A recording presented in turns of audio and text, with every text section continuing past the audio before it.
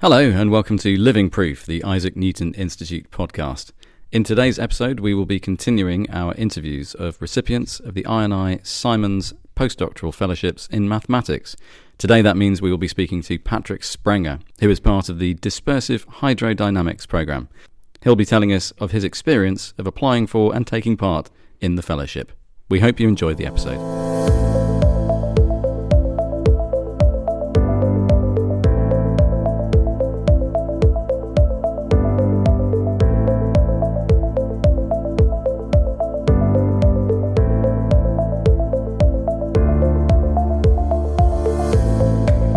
So I'm sitting down with Patrick Sprenger, who is one of the latest recipients of the I&I Simons Postdoctoral Fellowships. And it's a pleasure to be here with you, Patrick. Yeah, great to be here. Thanks.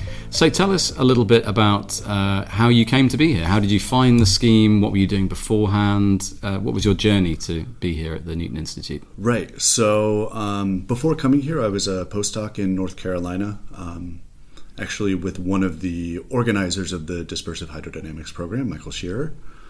And originally when I applied for the postdoc, I was going to be starting in the summer of 2020.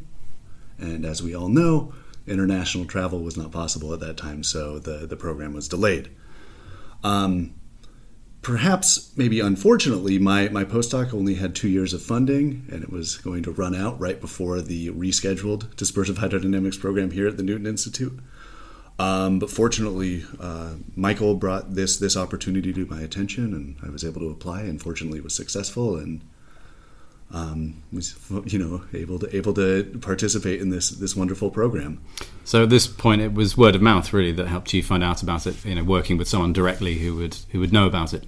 Right. Yeah, I was very, very fortunate to have the close relationship with one of the organizers. So that's great. And we're recording this in the sort of near the mid of October in 2022. How long have you been here? So I arrived in the beginning of July, right at the start of this program. So I've been here. We're a little bit over halfway through this program, and I've enjoyed my time here so far. And because of the structure of how these fellowships work, you've got 6 months here, so you'll be here until Christmas, New Year. Yeah, roughly. Yeah, I think the program ends on the 16th of December, and then I'll be in transition. And the previous recipients of this fellowship who I've spoken to moved on to other parts of the maths faculty here at Cambridge, which is essentially the same campus. So it's you could throw a stone and hit the maths buildings from here. But you're going elsewhere. Right. So, as part of this fellowship, one of the things that was needed when I applied was a letter of support from any faculty from any other UK-based university to house me after the program was over. So, following this program, I'll be going to Northumbria University in Newcastle. I'll be working with various faculty there, primarily Gennadiel and Thibaut Congy, on various problems that we've started during this program, and hopefully new things that come about as we continue to talk more.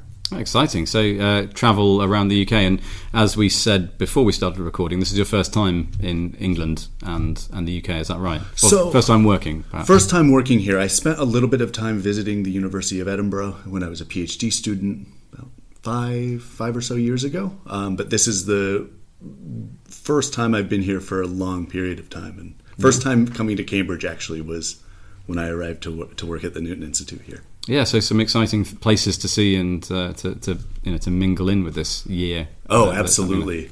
Yeah, as part of one of the programs, we went to Trinity College and saw some of Isaac Newton's original works that's in their library there, and it was really inspiring and wow. Nice to see the historical aspect of mathematics and really see the documents that this institute, the documents that belong to the person that this institute is named after. Yeah, exactly. That's the best way anyone could possibly put it.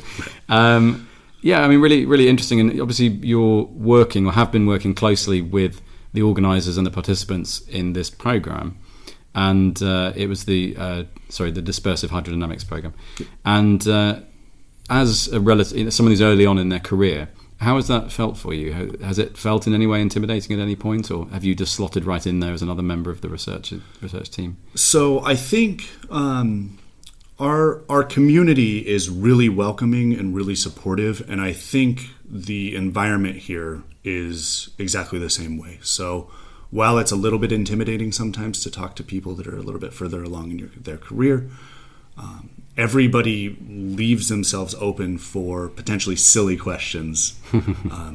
You can go ask an expert who literally wrote a textbook on something that you're working on, a basic question, and they're happy to chat about it. I mean, everybody here is very focused on their research and very focused on helping others who are interested in similar problems. Yeah, well, that's inspiring to hear. And so you've had this time, you're halfway through your time here, which seems like it's going very well.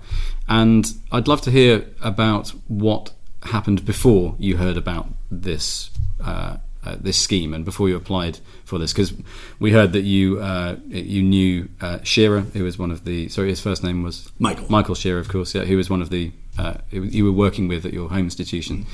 But before that point, tell me about your sort of journey into maths and how you came to be at North Carolina. And is this what you imagined 5 years ago, that you'd be doing something like this? What got you into maths? And right. So coincidentally, I've been interested in the same field of mathematics since I was an undergrad.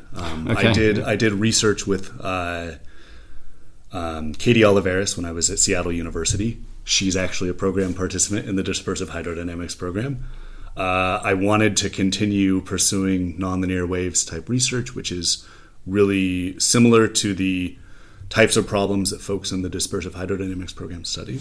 So I went to grad school at the University of Colorado in Boulder, where I was fortunate to work with Mark Hofer, who was another organizer of this program, and worked on various problems in dispersive hydrodynamics and wanted to continue working in this field as a postdoc. Michael is relatively new to working in this field, I'd say, as far as his career goes. He had a long career in working in conservation laws and dynamical systems and bifurcation theory. And towards the later stages of his career, he got interested in dispersive hydrodynamic type problems. So he was keen to keep working on things that I was interested in when I was a postdoc.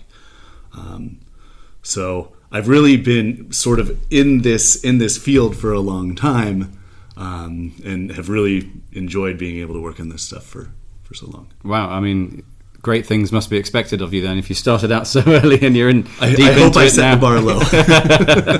I've had a lot of great mentors along the way. And a lot of different exciting places you've lived there. My ears pricked up at the mention of Boulder, because obviously it's a big, beautiful outdoor place. There's a lot of mountains and activities going on there, and that's something that interests me personally, so I'll talk to you more about that later perhaps. But yes, Seattle, Colorado, North Carolina, Cambridge, visiting Edinburgh, going to study in Northumbria. Really amazing selection of places to travel, and I'm sure it's just the beginning, because it's a very itinerant life being an academic. Yeah, it's been difficult sometimes having a little bit of a nomadic lifestyle, but I think you can take pleasure in the lack of possessions that you accumulate, and really, it's really nice to have a career path that brings you to all of these various different places. Yeah, the ascetic appeal of a mathematical life. There you go. So what would you say to anyone who's considering applying? Granted, you're only, what are we saying, a quarter of the way through this scheme, but what would you say to anyone who's considering applying for it? Do it.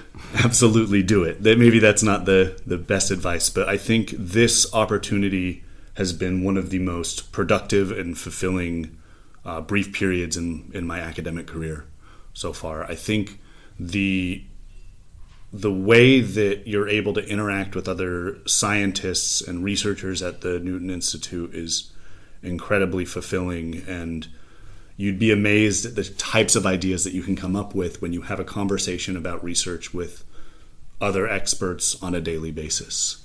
Well, that's a wonderful thing to say, so I'm very glad to hear it. And of course, next summer, this scheme will be over because it lasts a year. Do you have any plans for that point yet? So I'm currently applying for permanent faculty positions. So primarily in the U.S. right now, there's a more restricted window for academic positions there. So following that, I'll start to look for positions in the UK and elsewhere in Europe, and see where the next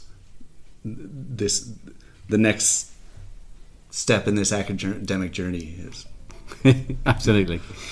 Well, that's great. I mean, that sounds like a very exciting point, and thank you for sharing those thoughts. I think hopefully it'll be very helpful for anyone listening to this who's considering making the same application. So, Patrick, thank you very much. It's been a pleasure. Thanks so much for joining. Cheers.